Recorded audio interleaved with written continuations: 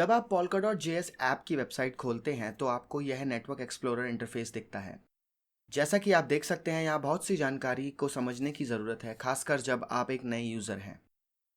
याद रखें कि polka.js के प्रमुख दर्शक डेवलपर्स हैं और जब भी polka.dot इकोसिस्टम में नई सुविधाएं जोड़ी जाती हैं तो इंटरफेस अपडेट होता है। ठीक है, यह ट्यूटोरियल तब रिकॉर्ड किया जा रहा है जब polka.dot का रन टाइम वर्जन है 9080। polka.dot एक ब्लॉकचेन है। अभी polka.dot में 6 मिलियन से अधिक ब्लॉक्स हैं इसकी चेन में, जो लगभग हर 6 सेकंड के अंतराल पर बनते हैं। इंटरफेस आपको स्नैपशॉट देता है कि जिसमें ब्लॉक वैल्यू, हैश और ब्लॉक को मान्य करने वाले वैलिडेटर्स दिखते हैं। यह गतिविधि हमें आश्वस्त करती है कि ब्लॉकचेन अलाइव और एक्टिव है।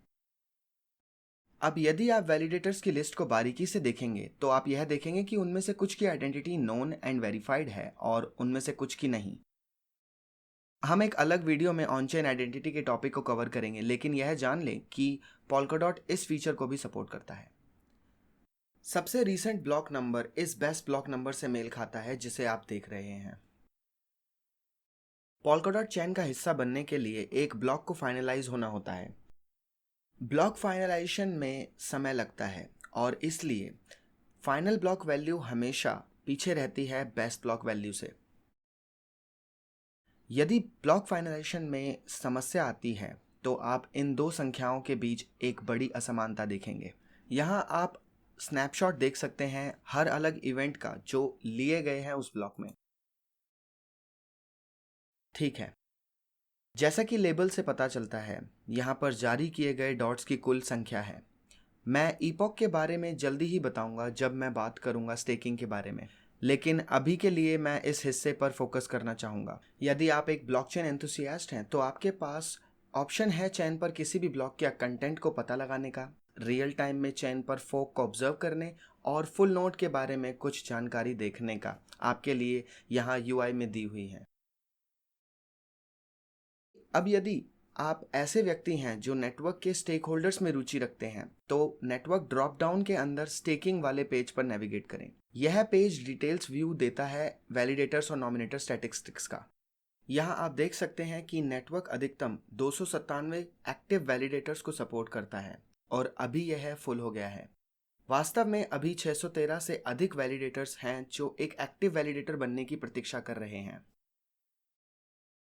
अब polka.dot रन टाइम द्वारा सपोर्टेड नॉमिनेटर्स की संख्या अभी तक 22,500 है। बस इस बात से अवगत रहें कि ये संख्या ऑन चेन गवर्नेंस के माध्यम से परिवर्तन के अधीन है। अब हालांकि चेन पर 22,500 नॉमिनेटर हो सकते हैं, यह गारंटी नहीं है कि प्रत्येक नॉमिनेटर को रिवॉर्ड दिया जाएगा। यदि नॉमिनेटर वैलिडेटर्स के एक सेट का चयन करता है और उनमें से कोई भी इस एक्टिव वैलिडेटर लिस्ट में नहीं आता है तो नॉमिनेटर को इस एरा में कोई रिवॉर्ड नहीं मिलेगा, जो फिलहाल polka.dot पर 1 दिन है।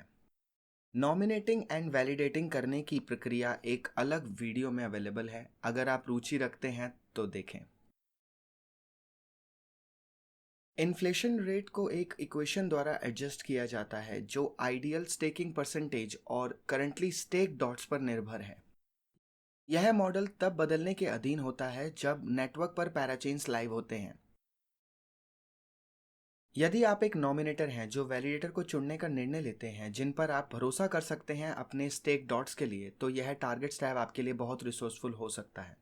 डिफ़ॉल्ट रूप से इस लिस्ट को आपके नॉमिनेटेड डॉट्स पर एक्सपेक्टेड रिटर्न्स के संबंध में डिसेंडिंग ऑर्डर में सॉर्ट किया गया है। आप वेटिंग टैब के अंदर भी नॉमिनेशंस डिटेल्स देख सकते हैं। यदि नेटवर्क पर कोई कमी होती है तो वे यहीं दिखाई देंगी। तो यदि आप किसी विशिष्ट वैलिडेटर के बारे में अधिक जानना चाहते हैं तो आप यहाँ जा सकते हैं। फाइनली, आप यहाँ नेटवर्क टैब पर अवेलेबल इंपॉर्टेंट इवेंट्स का पता लगा सकते हैं, जैसे कि ये the start of new staking session, यहाँ पर election of new council candidates, start of new referendum voting period आदि। आशा है कि आपको पता लग गया होगा कि polka.js ऐप का उपयोग करके नेटवर्क पर क्या खोजा जा सकता है। यदि आप Polkadot इकोसिस्टम पर अन्य नेटवर्क का पता लगाना चाहते हैं तो आप यहाँ संबंधित नेटवर्क पर स्विच कर सकते हैं और फिर एक्सप्लोर कर सकते हैं।